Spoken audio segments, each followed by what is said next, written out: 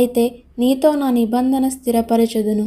నీవును నీతో కూడా నీ కుమారులను నీ భార్యయు నీ కోడన్రును ఆ ఓడలో ప్రవేశింపవలెను. మరియు నీతో కూడా వాటిని బ్రతికించి ఉంచుకొనుటకు సమస్త జీవులలో అనగా సమస్త శరీరుల యొక్క ప్రతి జాతిలోనివి 2 చొప్పున నీవు ఓడలోనికి తేవలెను.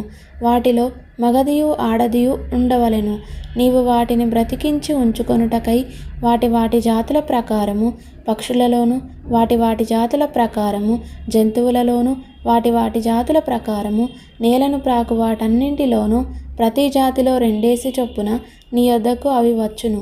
మరియు తినుటకు నానా విధములైన ఆహార పదార్థములను కూర్చుకొని నీ దగ్గర ఉంచుకొనుము. అవి నీకును వాటికిని ఆహారమగునని చెప్పెను. నోవాహు అట్లు చేసెను. దేవుడు అతనికి ఆజ్ఞాపించిన ప్రకారము యావత్తు చేసెను. ఆ రోజుల్లో విస్తారంగా వ్యాపించిన దుర్మార్గం, దుష్టత్వాల మధ్య నోవాహు ఒక్కడు నీతిమంతుడై తనతో ఇంకా సహవాసాన్ని వెతుకుతున్నవానిగా దేవుడు గమనించాడు. తన తరంలో తన చుట్టూ ఉన్న సమాజంలోని నైతిక దుర్నీతి నుండి నోవాహు తనను ప్రత్యేకించుకున్నాడని తెలుస్తుంది. అతడు నీతిమంతుడై దేవునికి భయపడుతూ సమాజంలో పాతుకుపోయిన అభిప్రాయాలకు వారి ప్రవర్తనకు విముఖుడై ఉన్నాడు గనుక దేవుని దయను పొందాడు.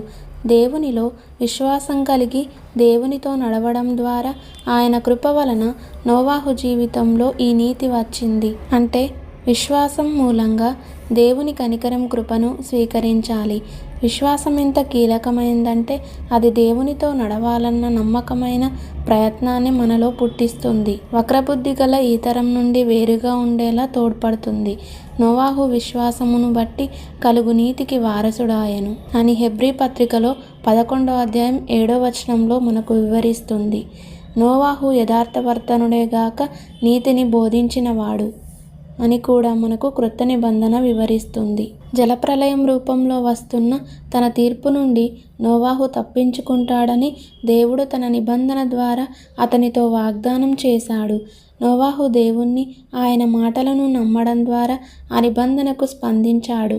భయభక్తులు గలవానిగా సిద్ధపడి ఓడలో ప్రవేశించడం ద్వారా నోవాహు తన విశ్వాసాన్ని నిరూపించుకున్నాడు. మనం కూడా నోవాహులాగా విశ్వాసం కలిగి అలాగే దేవుని యందలి భయభక్తులు గలవారిగా జీవించే వారమై ఉండాలి.